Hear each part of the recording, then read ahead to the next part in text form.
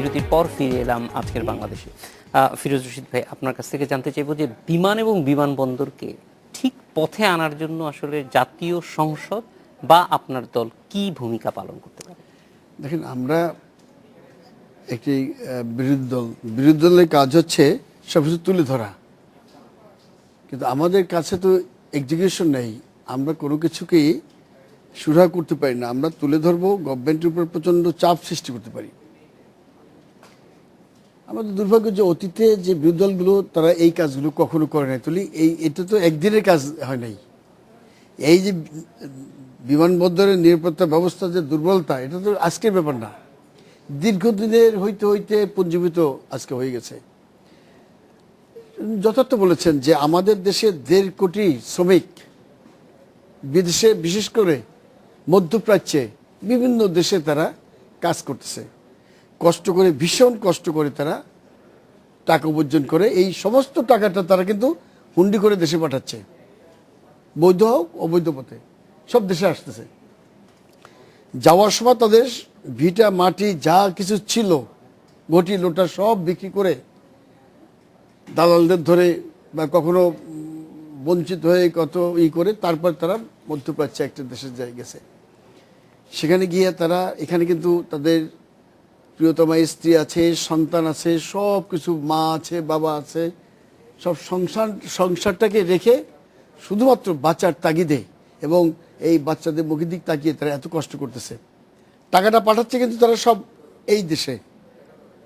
এবং এই জন্য আমরা খুব বুক ফুলিয়ে বলি যে আমাদের রিজার্ভ এত বিলিয়ন হারিয়ে গেছে, ওই শ্রমিকের ঘামের ফল। কিন্তু তারা যখন এই দেশে আসে তাদের লাগেজটা কিন্তু ঠিক মতন পায় না। তাদের দেখেই টের পায়। আমি তো অনেক সময় আসি ফ্লাইটে, যখনই ধরেন দুবাই থেকে ফ্লাইট আসলো, সিঙ্গাপুর থেকে আসলো, এই জন্যে আসলে আমাদের শ্রমিক ভাইরা উঠে, হোস্টেলের বিমানবালাদের তখন চেহারা চেঞ্জ হয়ে যায়, ওদের সাথে ব্যবহারটা আলাদা হয়ে যায়। তারপর তারা যখন এখানে নামে, লাইন দিয়ে থাকতে হয় তাদের, এবং তাদের এটা করতে, ইমিগ্রেশন করতে অনেক বেশি সময় যায়। লাগেজ পায় না খুঁজে, তারা অতটা বুঝে না তো কোন লাগেজ কার এসে করতে করতে, এবং পরে লাগেজ নিয়ে যখন বাইরে 3-4 ঘন্টা পরে এই লাগেজ টানাটানি, লাগেজ টানা একটা গ্রুপ থাকে, কোন গাড়িতে উঠবে, এই গাড়িতে উঠতে হবে না ওই গাড়িতে উঠতে হবে, এই টানাটানিকে অনেক সময় লাগেজ নিয়ে পালিয়ে যায়। বহু রকম শ্রমিকরা এখানে কান্দাকাটি করে। এইটা ঠিক বলছে যে আজ পর্যন্ত দেখার কেউ নেই। নিরাপত্তা ব্যবস্থা একদম ভেঙে পড়ছে বিমানবন্দরের। আজকে দেখেন, এই যে পত্রিকায়, প্রত্যেকটা পত্রিকা, মিডিয়া, আপনাদের এই ইলেকট্রনিক্স মিডিয়ায়, টেলিভিশনের বদলতে দেখা যায় যে সরকার স্ট্রিক্টলি নিষেধ করেছেন। আমাদের খুবই করিতকর্মা মন্ত্রী ওবায়দুল কাদের, অভিজ্ঞতা সম্পন্ন মন্ত্রী আমি বলবো, যে উনি বলেছেন যে এই নসিমন, করিমন বা ফটফটি, ব্যাডবেরি, এইগুলো সমস্ত রাস্তা চলবে না, হাইওয়েতে চলবে না। আজকে পত্রিকা দেখেন, স্কুলে বাচ্চাদের নিয়ে সামনের সিটেও বসাইছে ড্রাইভার, পিছেও বসাইছে, তাই ভরে নিয়ে যাচ্ছে স্কুলে। এটা তো একটা পত্রিকায় বা একটা ক্যামেরা ধরা পড়ছে, সারা দেশে কিন্তু বন্ধ হয় না কোথাও।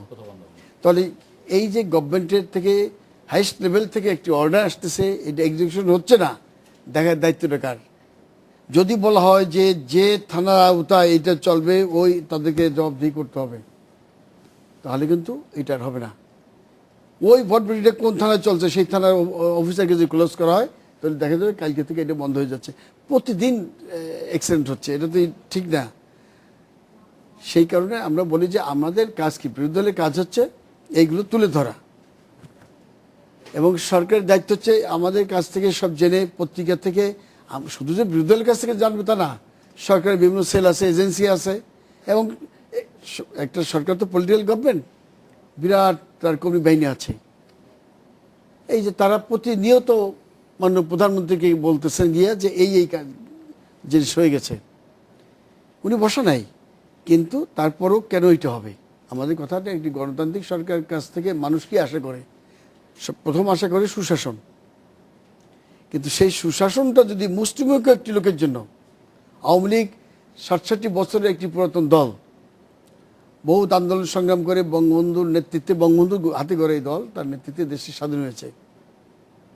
সেই স্বাধীন দেশে মুষ্টিমেয় দুই একটি লোকের ভুলের জন্য তাদের রক্ষা করতে গিয়ে যদি আওয়ামী লীগের এই বিশাল ভাবমূর্তি নষ্ট হয়ে যায়, তাদের এত অর্জন যদি নষ্ট হয়ে যায়, এটা দুর্ভাগ্যজনক।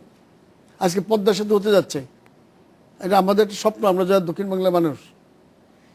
চট্টগ্রাম 4 লেন সমাপ্তির পথে হয়ে যাবে, আমাদের এখান থেকে ময়মনসিংহ 4 লেন হয়ে যাচ্ছে, নর্থ বেঙ্গল হয়ে গেল।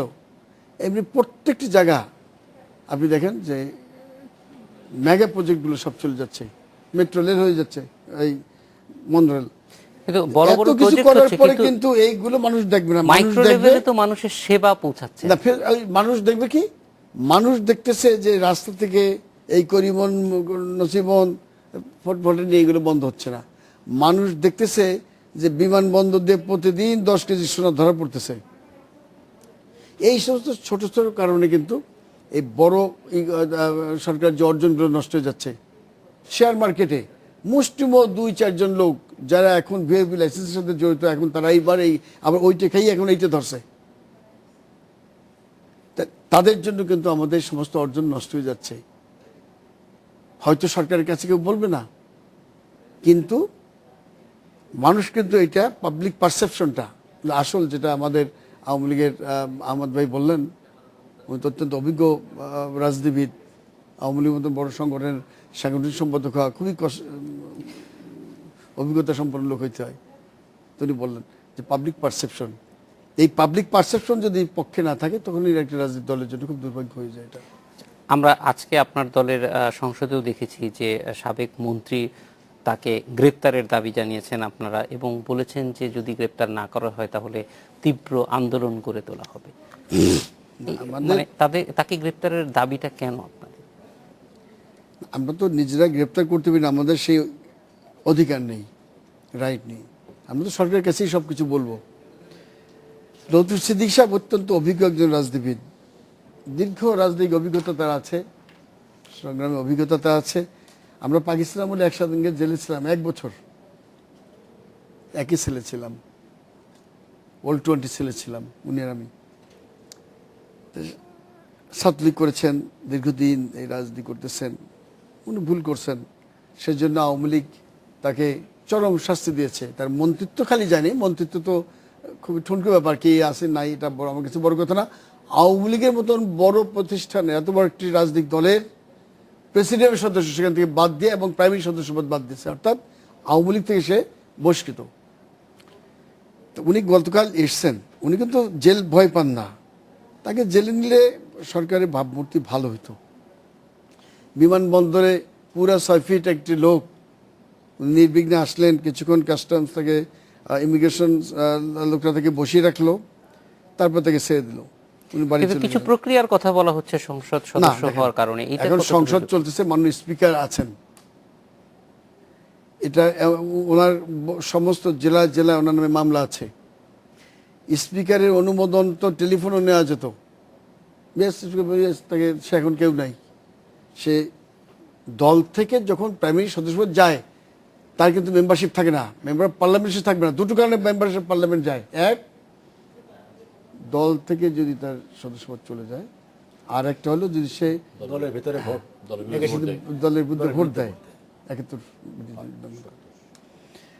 তা সেই কারণে ওনার, আমার কথা থাকুক আর যাক, মান্য স্পিকারের কাছ থেকে অনুমোদন নেয়, এটা 5 মিনিটের ব্যাপার। এখন হেফাজতে ইসলাম একটা হরতালের ডাক দিয়েছে বৃহস্পতিবার, আজকে রাত্রে তাকে গ্রেপ্তার করবে, কালকে যদি স্পিকারের অনুমোদন নিয়ে গ্রেপ্তার করা হয়, ওই হেফাজতদাররা বলবে যে আমরা যে হুমকি দিয়েছিলাম, এই হুমকির জন্য তাকে গ্রেপ্তারটা করা হয়েছে।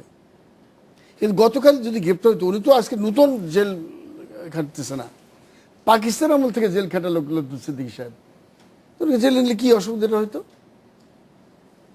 কিন্তু মানে সাধারণ আইনি প্রক্রিয়াও তো উনি যেতে পারেন, যে আদালতের আশ্রয় নিতে পারেন। আচ্ছা, এই বিষয়ে